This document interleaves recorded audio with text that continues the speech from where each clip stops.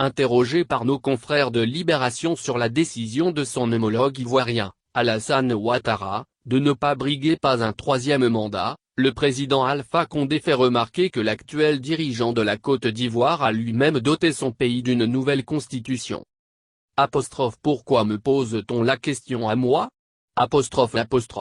Cherche-t-il à savoir, assurant que chaque pays a ses réalités, avant de demander à ses détracteurs, est-ce qu'il n'y a pas beaucoup de présidents en Afrique qui ont fait plus de 3 mandats ? Alpha Condé souligne que le président Ouattara a dit qu'il n'allait pas laisser le pays à ceux qui l'avaient mal géré tout en précisant que les opposants guinéens sont les anciens gestionnaires, les anciens premiers ministres, qui ont gouverné le pays. Et on sait dans quelle situation ils l'ont mis.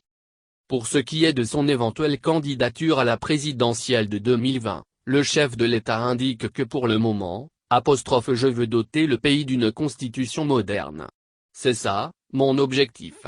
Lorsque viendra le moment de l'élection présidentielle, les partis seront libres de présenter les candidats qu'ils veulent.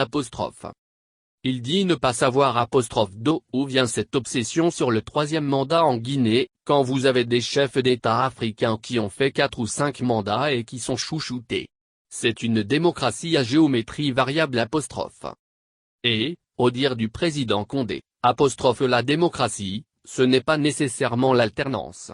On a vu dans beaucoup de pays ce que ça a donné.